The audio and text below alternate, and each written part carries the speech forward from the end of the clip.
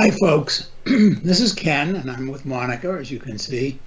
And we're doing a little intro to the show that you're about to watch. And we want to explain to you something. Some of our guests live in strange places.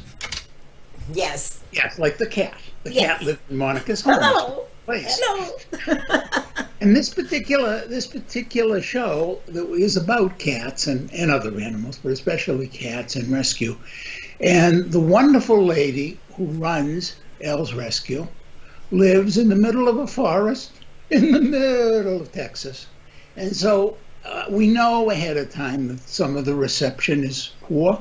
There might be some moments that get garbly a bit, but just understand it's worth watching and listening to Absolutely. because she has so much to share and because she is doing so much good in the world. And so, get your little cat, and hug it close, and and get ready for a really lovely discussion with a woman who truly loves animals. Exactly. And, Okay. Well, let's go. My kitty's ready. I don't have a kitty. Ken needs a kitty, folks. Okay, folks, here we go. He's laughing. Bye-bye.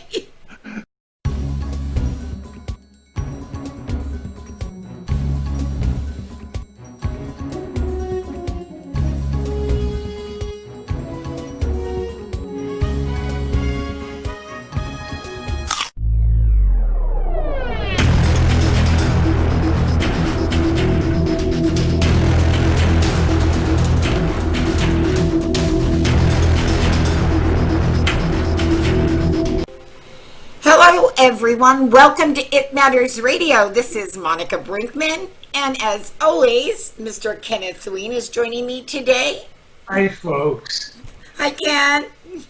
I'm a little bit excited about this show, Ken. When you told me that you had spoken to Elvira, or El, I was just really, really pleased because we've been talking cats and bats and many things over quite a few years here to finally get to have Elvira on this show. And our guest name is Elvira Scaff. Hi, Elvira. Yeah. Oh, I see you got your buddies with you today. Yeah. Can you introduce them? Yep. Well, these guys that usually stick with me, they're my little shadows. Most of them are all been rejects one way or another. They started out as ferals or wild, and now they're here forever. Oh, well, that was something that we need to tell the audience about, that you have actually taken the time to create a little safe haven for animals who have been injured, animals who are strays, animals that no one wants to take care of. Yeah. And Right. I mean, that's exactly. Most of them have FIV. Yeah, I know that most of the ones you take in are injured, and you take care of their wounds, you give them their medications, and a lot of times you adopt the animals out to people after you've cured them. And Yes. Some of the animals seem to adopt you. The ones that really are that I keep are ones that I know will never be able to find a home. Example is Jack, who's right here, the pit bull right next to me. I'm sure you guys can kind of see him a little bit. yes, He's older. Somebody had filed his teeth down. His ears are all scarred up. So we think he was kind of a fight dog, but not a fight dog in the sense that he was being fit. He was in with the fight dogs, like with the puppies, to kind of monitor and stuff like that, because he has the scars all over him. But since they filed his teeth down, we think that they kind of didn't want him actually fighting.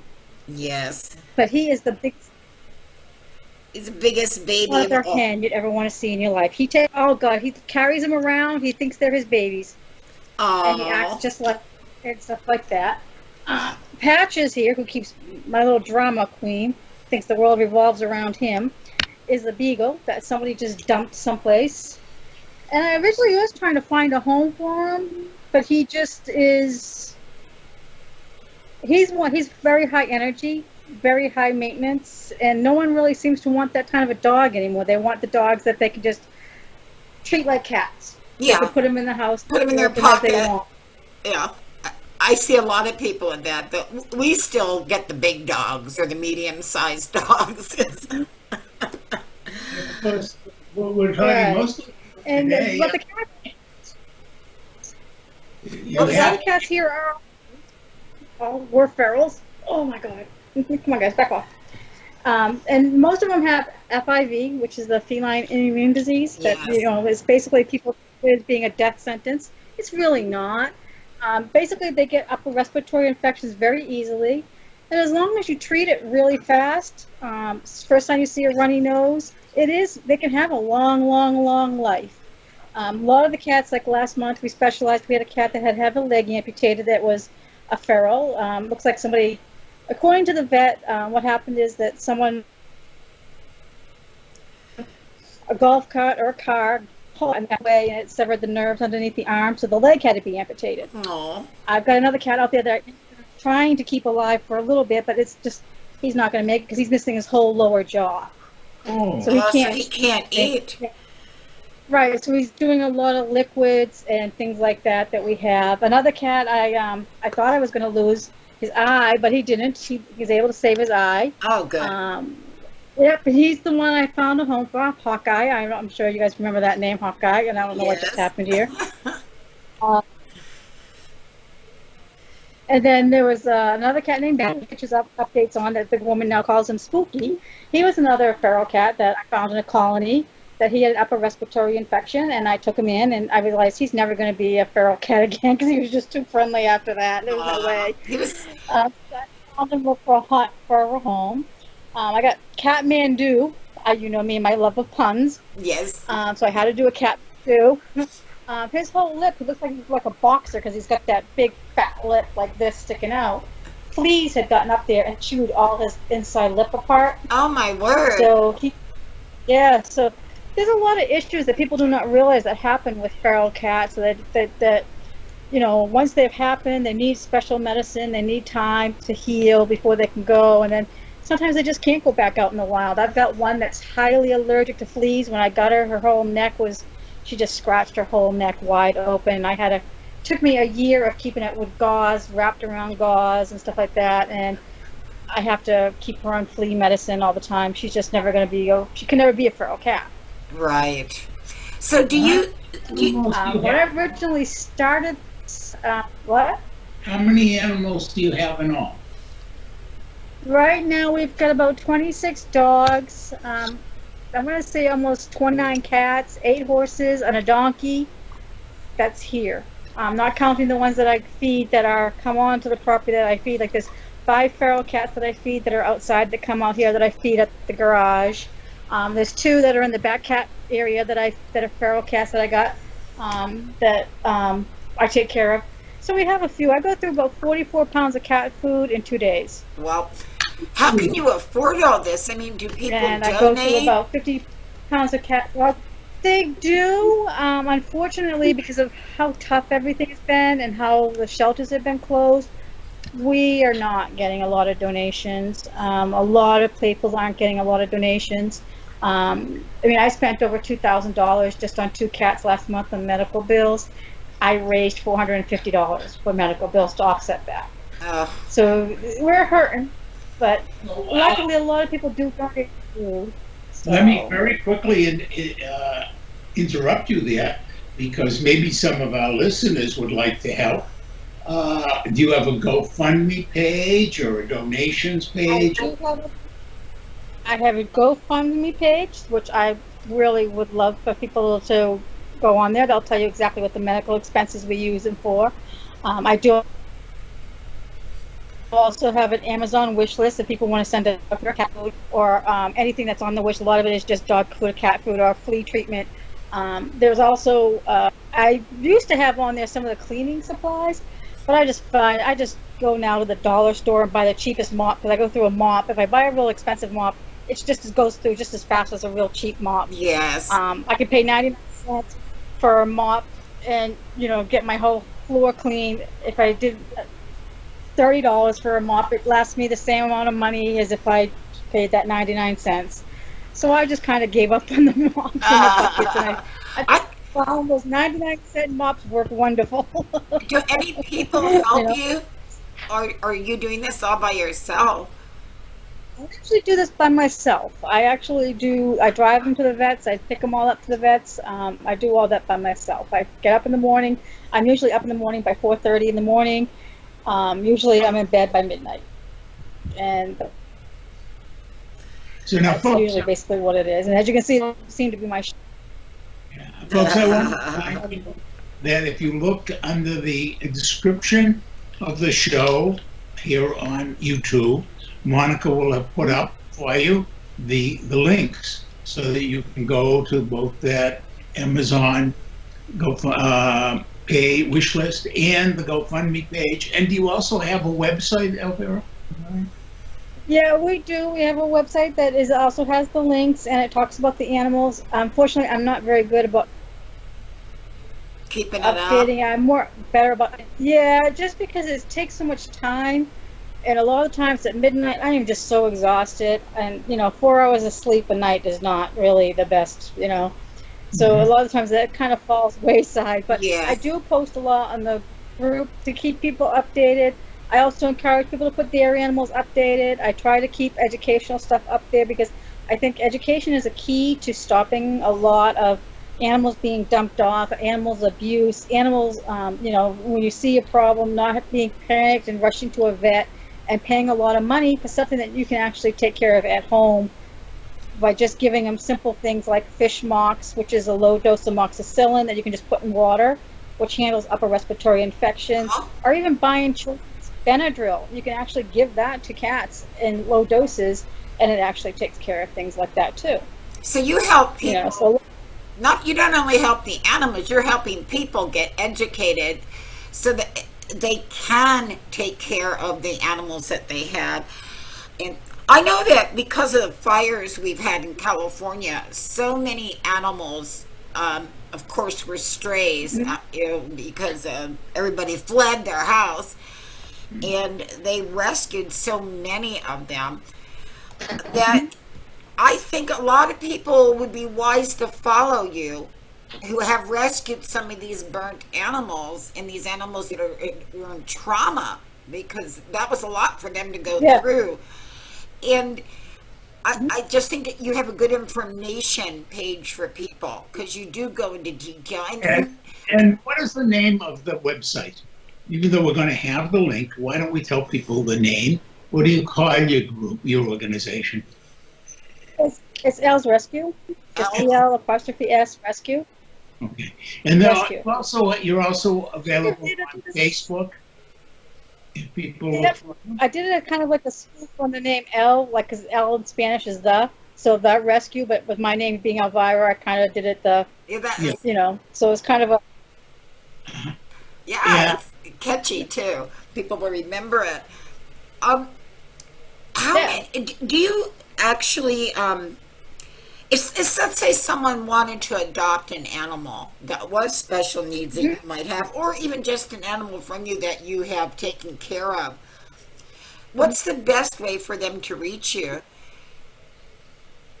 Usually it's through the group, or they can call me. I do have my phone published on the group site. Or they can PM me. I do require that people, when I meet with them. I want to see them face to face. I want to talk to them because I said, no, you're not getting the cat, and I'll come back with it. Just because they didn't feel right. They didn't answer questions like when you ask them about who's their vet or what is their policies. And when I try to explain to people that, listen, when you take these animals, to me, they may be your animal, but they're still attached to me. I can tell you the name of every single animal I adopted out. Every single animal I've rescued. Especially when you're taking care of them. When you get that bond when you're tending someone, like that's kind of like a mom coming out, and these are your babies. Now, are you? And I don't ask for a lot of money. My adoption is $30. My adoption is $30.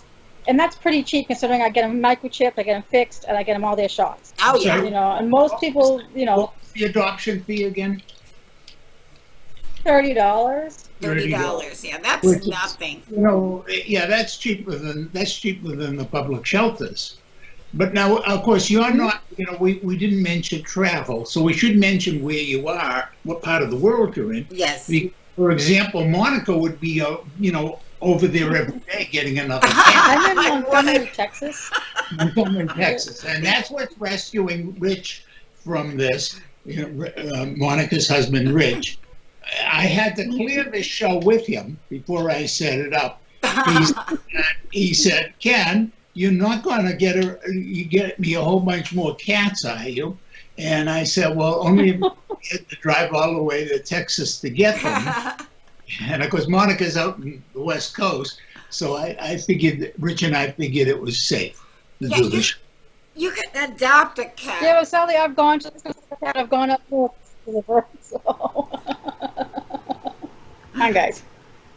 You know. But you can help So. anywhere you are in the world, the United States, by doing Yeah. donations. Yeah.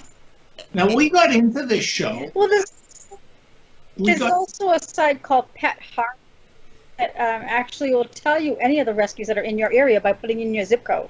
So if you ever need any kind of help for an animal, you can always look at that resource for something that's would you repeat the name of local. And a lot of people don't realize that that site's there. And call me, and I will actually be able to help them with that. And what was the name of that site again? Pet? That's Pet Harbor, PETHARBOR.com. Oh, Harbor. All the shelters will actually put, all the shelters will actually put any dog or cat that they find are usually posted within 2 hours. So if your animal is missing, it's going to be up there if they have it within 2 hours. It's a great resource for that. And that's all over the United States. Huh? Yeah. Yeah, and That's it's all over wonderful. the United States. You just got to put the zip code in, click on the cat, and there it is. And it will tell you the shelters and the rescues, and you'll be able to see all the different animals that are there. Okay. So And you know what? It's actually a good Maybe we can follow up and reach out to them and do a follow-up show, because that's, you know, I think a lot of people, I know you and I are animal lovers, but I'm willing to guess that the vast majority of It Matters Radio fans are animal lovers. Yes. And what are they doing dealing with the two of us, right? They'd have to be, right?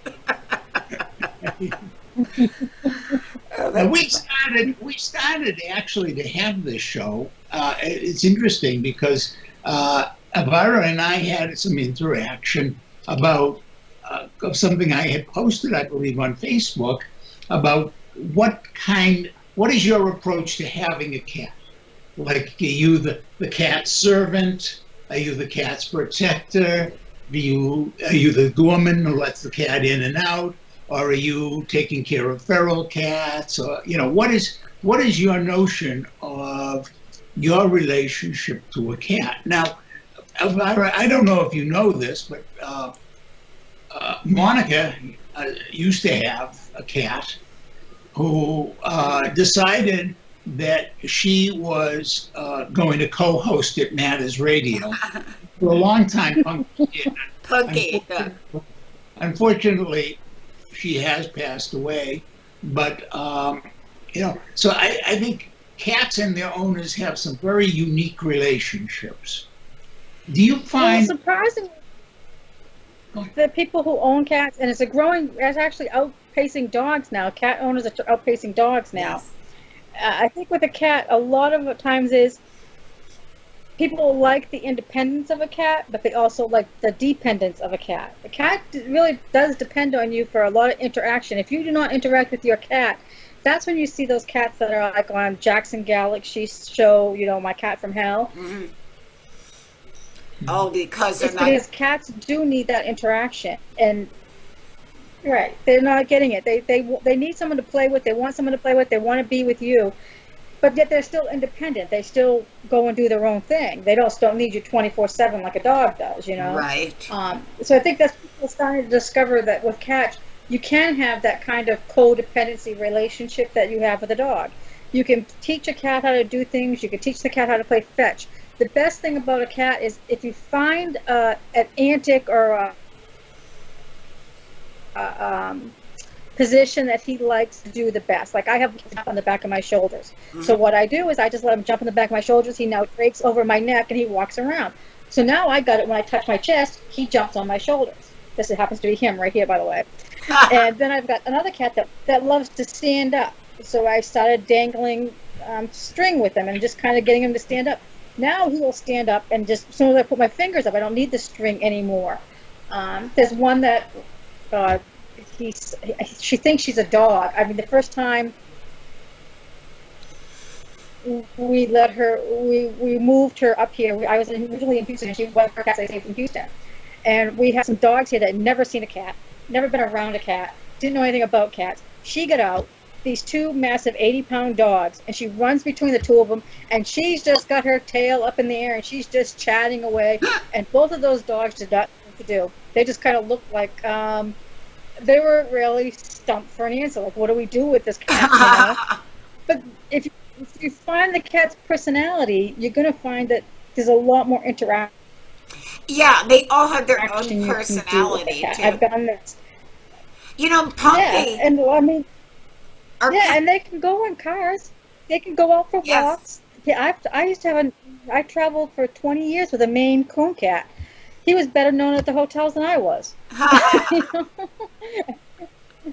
You know, so I mean, it's just a matter of are keeping their cats inside now because of the dangers and letting them out, but they take them for walks on leashes,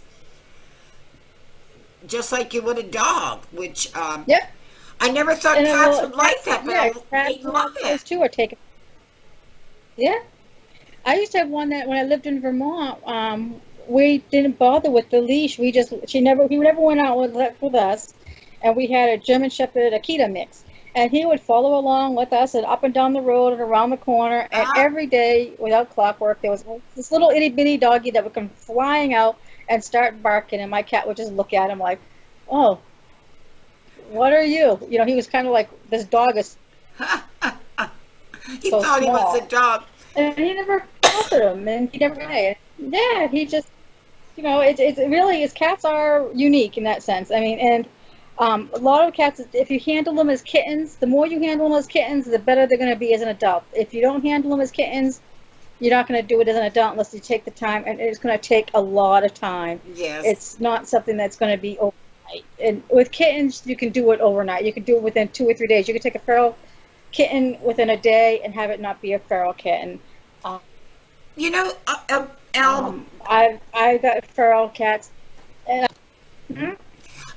we actually we had a feral cat, and it was Punky, the one that decided it loved radio so much, and yeah, she had a virus like you were talking about, and we took her to the vet. She was only like a couple 3 days old, and he told me she wasn't going to make it.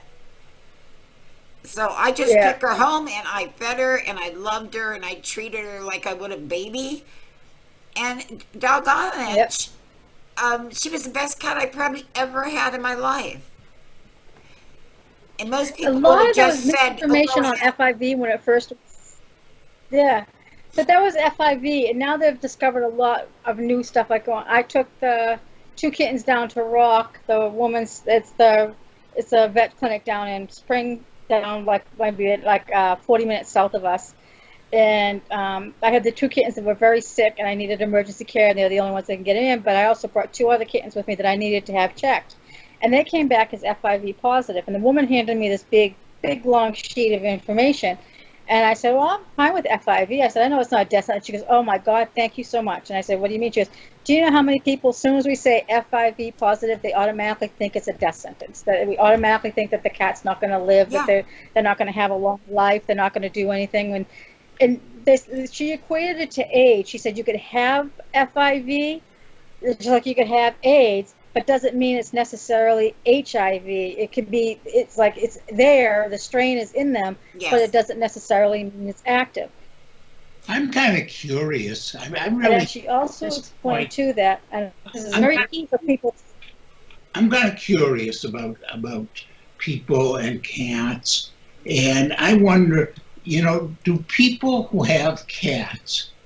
I mean, with dogs, people who have dogs are open to being kind of conned by Mhm. unscrupulous vets. And I'm wondering if cat owners are smarter. I had an Airedale, and when she was like 14, I think it was, she had a recurrence of cancer. She had had cancer and been treated, and she had a recurrence. And the vet was very insistent that we take her for all these treatments where we should, where we were going to cut off the dog's leg and we were going to take her in twice a week for radiation, etc.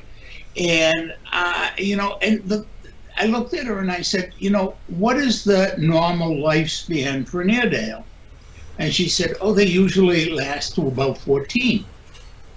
And I said, well, this dog is at that end of life. Why would I subject my animal to that kind of torment? Yes. Sadly, it's the vet. It's not necessarily a breed specific thing No. or a species thing. Yeah. It's a vet. I've got a vet down the road, for example. She's a great vet. She does $1 health check. If the animal is under 25 pounds, you bring it in. She does $1 health check, Wow. and that's a great deal. I mean, it's a great way of doing it. But then you go 5 minutes down the road the other way, and you got this other vet that as soon as you walk in the door is $75. Well, you know what? Doesn't matter what they.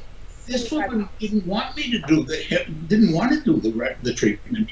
It wasn't that she was going to get paid. She just, Right. oh my God, it's a dog. You've got to keep it alive. Now, and I'm just wondering. Well, that's what it's not necessarily about the vet. It's about their attitude with an animal. Like, to me, if a vet cares more about the animal and quality of life, they're going to be that person that does the dollar check Right. versus the person who does the $75 check, because the $75 person is going to throw all kinds of things at you to keep that money coming in, to keep you going, to keep this. And I kind of feel like they are encouraged by that because of how much it costs to run a vet place, veterinary school, and how actually they don't, a lot of people don't have pet insurance like we have health insurance. A lot of people don't have that money. So a lot of people will skip out on the bill. They won't pay the bill and they'll leave the animal behind. And I think it kind of perpetuates this idea that these vets are all making a lot of money, and the vets really are not making a lot of money. They're not making huge dollars or anything else like that. And They're just average employees. very dedicated, and they'll help if you find a feral animal, not just a feral cat or a dog that's been running, but even if you find a raccoon or whatever, and you bring it, they'll treat it and take care of it because they love animals. But I think there's this attitude about dogs, and I was wondering if cat owners have it too, where, oh my gosh, you have to keep it alive. Whereas I've always said, I will die like a dog. When I'm too old, when I'm too sick, I wish somebody would give me a shot and let me go to sleep. And I've always said that we treat our animals better than we treat our humans. We treat our animals more humanely than we treat humans. Yes. When it comes to that point. Yeah. when it comes to a lot of things, I'm going to bet that Elvira makes sure that every one of those animals is properly fed and bedded down for the night, and the dogs have been all answered before she'll hit the bed. And I'll bet that even if she's got a cold or she's got a headache or whatever it is, those animals are going to be cared for, because we love animals. Actually, the reason why I do this is because I got shot in the back of the head and I had to be forced to retire, which is why I end up wearing glasses now and stuff like that. This was kind of to keep me from going crazy, from sitting in the house all day long. So I needed something to do, and I love animals. I grew up on an animal farm, and this is how I started. And I can't see you, Ken. All I can see is you moving. So. Aw, see, he took his bath. Now ready to just settle down. 2 years. Yeah. More love. More love. Do you I know- I have a 13-year-old miniature dachshund that's, she spent 2 years in a puppy mill in a cage. Oh, And to this day, I've had her for 11 years. I'm sorry, I've had her for 11 years. To this day, I'm still the only one that can touch her. wow. Gary will actually lean back and be like, "What is it? Oh, my back feels so supportive." I was like, "Yeah, you're leaning against Sasa because she'll be behind the pillow. She still hides." And it took me 2 years before I could touch her. And right now, as you said, making sure she's comfortable. I call her the barking blanket because she's always underneath the blanket and she barks. So all you can do is see the blanket moving like this because of her head. And one of the issues that we have is because she was so badly treated, her teeth are very bad. So the vet is always trying to fix her teeth. And now it's to the point where we're giving her soft food because we don't, a miniature dachshund lifespan is actually until they're about 13 years old.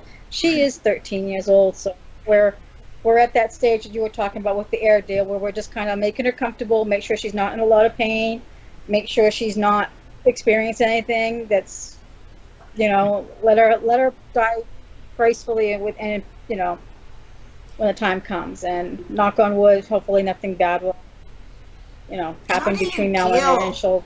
How do you deal with the emotional part of it all? Because I know from tending to these animals and seeing them get well, or, I've seen you post pictures like of a kitty and show us how, what you're doing and how the medication you're giving it, and then it'll look wonderful, and then all of a sudden kitty dies because what it had to begin with was something you just couldn't treat no matter how. How do you deal with all that part of it? Well, perfect example was yesterday. Somebody had opened my front door and let all my animals out. I woke up to all the outside. Animals. And I woke up and Jack, for example, I thought he was gone, but nope. There's when I found out because he hopped on my bed and his paws were all wet, and I'm like, why is his paws all wet? And I got up because I was sleeping, and it was still dark out, and there was my front door wide open and everything else like that, and all my animals are outside. I could not go to bed last night until every single animal was in the house, and I was so stressed out. I even posted about it on Facebook about how stressed out I was because I was still missing one thing. And I actually took the boards out of the cat patio area. I used my hands. I didn't even get a tool. I just literally pried the board off of the thing to reach out and grab her so that I could get her in for the night. And I'm like, this morning I'm like pounding it with my fist trying to get the boards back in so I can let the dogs and everything else back out in the area. And I'm like, come on, I took this out of this area last night. It's gotta fit, No, last night At this point, I'm going to interrupt, folks, and remind you that you're listening to It Matters Radio with Monica Brinkman and Ken Ween. And our guest today is Elvira Scaff of El's Rescue. And please, I want to remind you also to look for those links in the description of the show and go and help. Yes, if you happen to live in Texas, by all means, consider adopting one of these wonderful animals that Elvira has rescued. But if you don't live there, at least please consider using one of those links to help support this wonderful work. And if you think about it, here's a woman, she's in the middle of the night, pounding and pulling at boards to rescue this last cat, who, by the way, probably, if she hadn't found it, the cat probably would have been sitting there waiting for her in the morning. Not really. It was a kitten. It was a kitten, so a hawk could have gotten it, because I'm in the national forest, so we have a lot of wild hogs and hawks and things like that. So for me, that was very stressing. Cat, I know, would have hid. I don't think, she's only a few months old, so she wouldn't have had that knowledge, because she's never been outside. So I don't think she would have had that knowledge. She was right in the middle where the horses are. And I was like, oh, please, please, please, please, please don't let the horses stay down that end. Please. I'm like yanking the boards. And I know when the horses hear me, they think, oh, carrots. Hey, it's not tea time. It must be carrot time. And they come up to the back area, and and I'll have to throw carrots and stuff like that at them. Like, okay, guys, okay, because I'm in the cat area, not the horse area. And, there's a good like 5 foot gap between the two areas, and they like to, because we used to have it closer, but they started kicking the boards to the cat area down, trying to get the carrots. So Oh, that's we kind funny. of learned They're smart too. Yeah, they know what to do. from our mistake, and we fixed it. But yeah, so they really, I do get worried about them, and a lot of the things is like we do have a lot. We had a deer here for a while. Lucky the deer, which I posted pictures of. We took care of him for a while. Unfortunately, he got older and off he went off to find his little wife, I guess, and happily ever after. But we have Lucky the deer come over and visit us all the time, and we have a possum family that's out back right now, and the possum is sharing the food with one of the cats, the feral cats. I went out today, and there's the feral cat and the possum sitting on my porch rail, munching down on cat food, and I'm like, oh, that explains why I'm going through so much cat food out here. All of a sudden it doubled. Huh? Years ago up in Maine, we used to have. My family ran a summer camp for kids, and we used to have in the evening. We'd have council snack, and we had a raccoon that decided that she was part of the staff, and every night at snack time, she'd come to the kitchen door. And we'd go in, and she'd come and she'd sit there and she'd share snack time, and then she'd leave. And then later in the summer, she showed up with her babies. Oh. She decided that we should help take care of her babies. Yeah. And there's this kind of quality of relationship between animals and humans that if we can allow ourselves to enjoy it and to have that connection, it doesn't have to be just the animals that we think of as domestic. It can include a possum, a raccoon, a deer. And we're living in times when so many animals and even plants are endangered. Yes. And it's so wonderful, Elvira, that we have people like you who are trying to protect and help animals. And of course, I will point out that anybody, if you were going to go down and try and be a pain to Ella, I have a feeling that dog is not going to hurt you, Elvira. No, that dog loves you so much. Yeah. Well, yeah, Patches is. I can see Patches is very. cats all piling on. No, you leave her alone. Oh my gosh! We try to go to bed. When we try to go to bed, it's always like, okay, we gotta hold on, guys. We gotta get everybody off the bed so we can climb into the bed.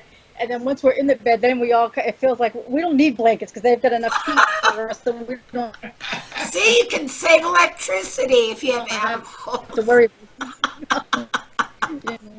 And I'm waking up with 5 cats on top of me, and I'm like, how do you guys fit on top of me like that? It's like stretched out from I'm only 5'1.5", and I've got 5 cats lined up on my side of my, and I'm like, how do you do that? They love Mom. What can you say? We could keep talking and chatting this way for a long time, but unfortunately, we're at the end of our show. So, Elvira, I want to again thank you so much for taking the time. And please thank all the dogs and cats who've taken part in the show with us, for us. I know that Monica, I have watched you while we've been doing the show tonight. I've been watching you beam. I know that, I'm glad that we did this show and it has made you so happy. It's made me happy too. And I'm sure it has made many of our listeners happy. And I also made Rich happy that you can't get over there to get me. I know I'd be taking all your animals. Remember Spider? Do you remember? Yeah, I know. Well, Phoebe's one of my deaf dogs, so she just joined us. I think she just finally realized that something was going on.